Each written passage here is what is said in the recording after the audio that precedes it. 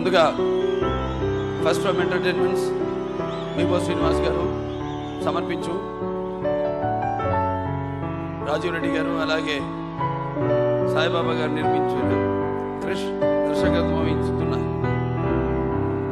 గౌతమిపుత్ర శారద గారిని ఈ యొక్క ఆడియో ఆవిష్కరణ, పాటల ఆవిష్కరణ సభను జయప్రదం విచ్చేసిన సభిక సోదర సోదరి, సంగీత సాహిత్య చలనచిత్ర కళా సభికులందరికీ, పండిత పామరులందరికీ ముందుగా నా హృదయపూర్వక నమస్సమాంజలు తెలియజేసుకుంటున్నాను. ఎందుకంటే ముందుగా ఈ కార్యక్రమం ఒక చిన్న విషయంతో మొదలు పెడితే, ఎందుకంటే మాట్లాడడానికి ఎంతో ఉంది ఈ చిత్రం గురించి, కానీ సమయాభావం దృష్టిలో ఉంచుకుని మరి వచ్చిన అతిథుల్ని మన తెలుగుదేశం పార్టీ జాతీయ అధ్యక్షులు, అలాగే మన ఆంధ్ర రాష్ట్ర ముఖ్యమంత్రి గౌరవనీయులైన శ్రీ నారా చంద్రబాబు నాయుడు గారికి, అలాగే కేంద్ర మంత్రివర్యులు అంటే మున్సిపల్ అడ్మినిస్ట్రేషన్, ఇన్ఫర్మేషన్ అండ్ చలనచిత్ర రంగానికి సంబంధించిన మంత్రివర్యులు పెద్దలు గౌరవులు పూజ్యులు శ్రీ వెంకయ్య నాయుడు గారికి, అలాగే నా అభిమానులకు, పాత్రికేయులకు, అందరికీ, తెలుగింటి ఆడపడుచులకు, పెద్దలకు, పిన్నలకు అందరు కూడా నా హృదయపూర్వక కళాభివందనాన్ని తెలియజేసుకుంటున్నాను. పౌరుష విజ్ఞాన మన వాళ్ళు అంటారు, అంటే కొంతమందికి పౌరుషం, విజ్ఞానం ఇవన్నీ ఉంటే వాళ్ళ జీవితం సార్థకం అవుతుందని. కాకి ఎంత మాత్రం హంస కన్నా ఎక్కువ కాలం జీవించినా దానివల్ల లాభం లేదు. అలాగే మన యొక్క తెలుగు రాజహంస గౌతమిపుత్ర శాతకర్ణి, అలాగే ఎక్కడో ఒక చల్లని సముద్ర గర్భం దాగిన బడపాలను ఎంతో ఆ నల్లని ఆకాశంలో కానరాని భాస్కర్లంతో అన్నారు మహాకవి దాశరథి గారు. అలాగే మనకంటూ ఒక దేశాన్నిచ్చి, మనకంటూ ఒక భవిష్యత్తునిచ్చి, ఒక గుర్తింపునిచ్చి ఈ యొక్క మొత్తం యావత్ భారతదేశాన్ని ఏకఛత్రాధిపత్యం కింద పరిపాలించిన చక్రవర్తి ఎక్కడైతే అక్కడ మేమంటాం స్థాళీ పులాక న్యాయం అని. అంటే స్థాళీ అంటే ఇప్పట్లాగా ఆ రోజుల్లో కుక్కర్లు లేవు, మామూలుగా ఈ కట్టిపొయ్యల మీద అన్నం వండేవారు. అటువంటిది ఆ అన్నం ఉడికిందో లేదో తెలియడానికి ఒక మెతుకు చాలు. అలాగ మొన్న ఆయన పుట్టిన ఊరు కోటిలింగాల, కరీంనగర్ జిల్లా, అదే శాతవాహనుల సింహద్వారం.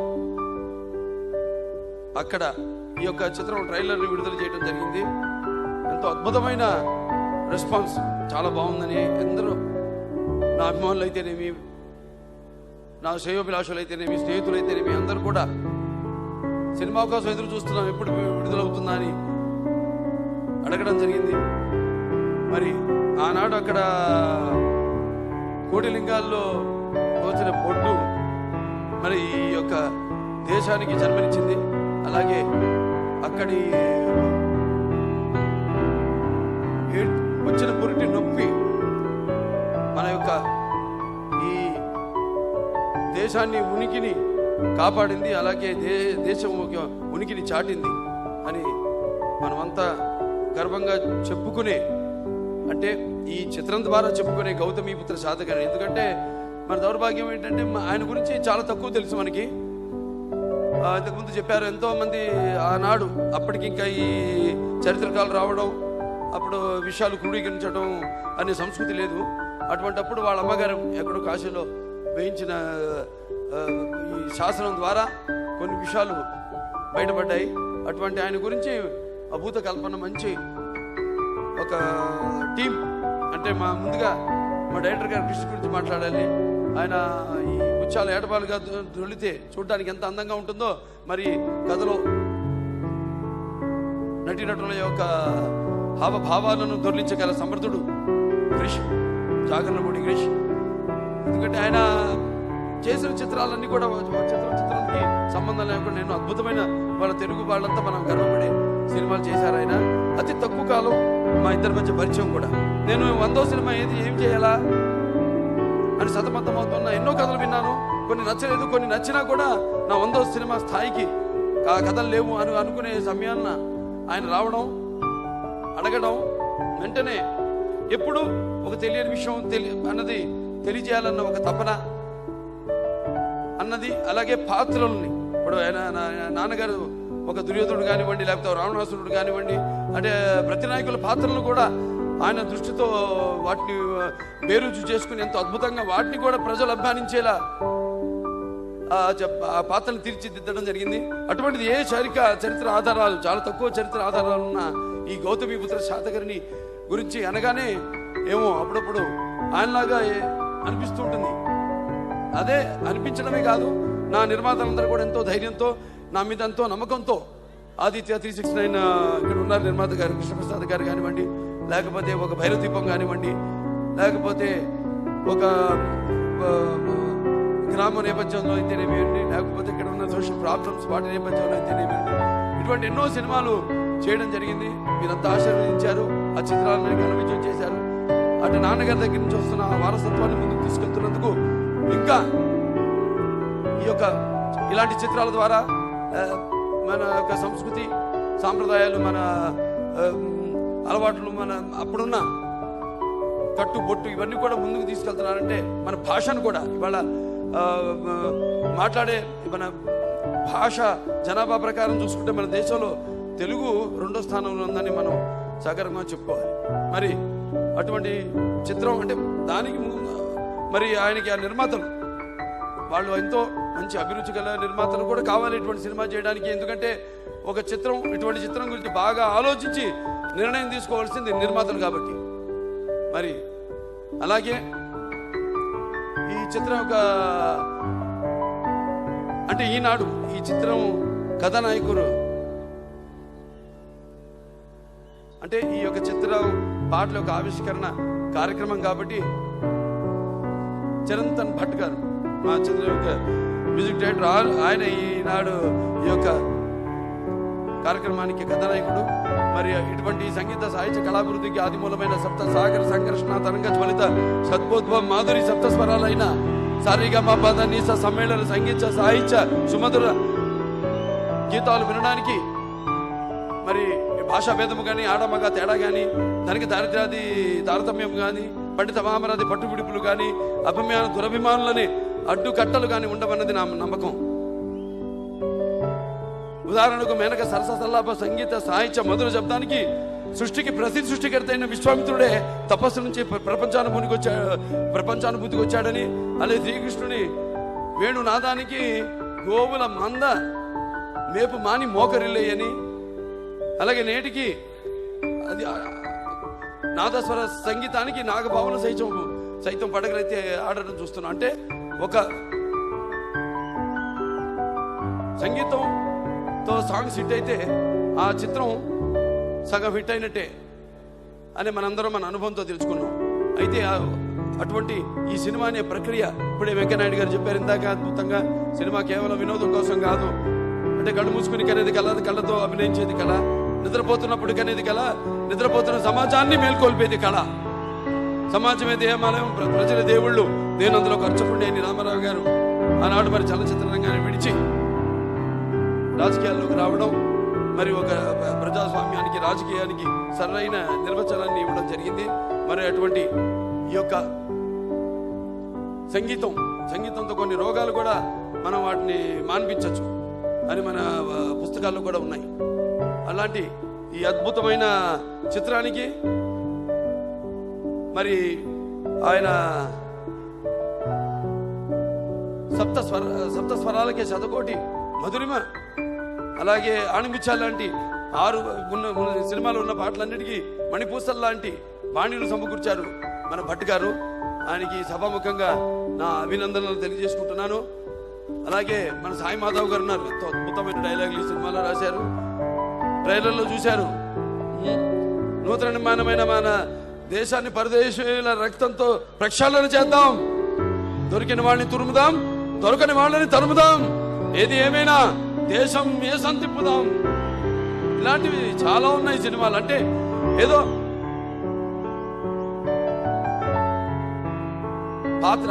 పాత్రానుచితంగా బాలకృష్ణ చెప్తాడని కాదు, ఆయన చెప్పారు కృష్ణ గారు ఆ పాత్రకు నేను సరిపోతాను కాబట్టి నేను అన్ని పాత్రలకు సరిపోను, ఒక కళాకారునికి లిమిట్స్ ఉంటాయి.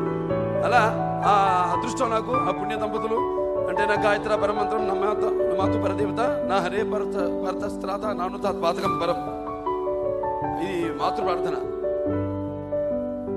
ఆ అమ్మగా పుణ్య దంపతులు వాళ్ళ ఆశీస్సులు ఆయన వాళ్ళ బిడ్డగా పుట్టడం, అలాగే ఆ తల్లి యొక్క దీవెనలతో అటు ఈనాడు మీ చేత ఒక నటసింహంని పిలిపించుకున్నా, లేకపోతే ఇవాళ ఎమ్మెల్యేగా పిలిపించుకుంటున్నా కూడా అదే మా అమ్మగారి ఒక ఆశీస్సులు, మా నాన్నగారి ఒక ఆశీస్సులు, మీ అందరి ఆశీస్సులని ఈ ప్రజాముఖంగా నేను తెలియజేసుకుంటున్నాను. అలాగే ఈ చిత్రానికి కెమెరామెన్ గారు ఎంతో అద్భుతంగా, అంటే అప్పుడప్పుడు అంటాం ప్రకృతి కూడా ఎదురు చూసింది. అప్పుడు ప్రకృతి ఈ జంబుద్వీప కాలమాన పట్టికలో తనకంటూ ఒక గుర్తింపు కోసం అప్పుడు ఈ శాతకర్ణి ద్వారా ఎప్పుడైతే ఆయన పటాశుక్తుడై రాజయోగం చేశాడో ఆనాడు ఆయన ఆ యుగానికి పర్వదినం కాబట్టి, మొదటి దినం కాబట్టి దానికి ఆయన ఉగాది అని నామకరణం చేయడం జరిగింది. అలాగే మేము కూడా ఈ చిత్ర షూటింగ్ అక్కడికి మధ్యప్రదేశ్ వెళ్ళాము. అక్కడ మహేశ్వరుని లొకేషన్ లో షూటింగ్ చేస్తున్నప్పుడు దేశమంతటా వర్షం పడింది. అప్పుడు దేశంలో ఇక్కడ జరుగుతున్న అవుట్డోర్ షూటింగ్లు అన్ని ఆగిపోయినాయి, ఒక గౌతమి పుత్ర శాతకర్ణి తప్ప.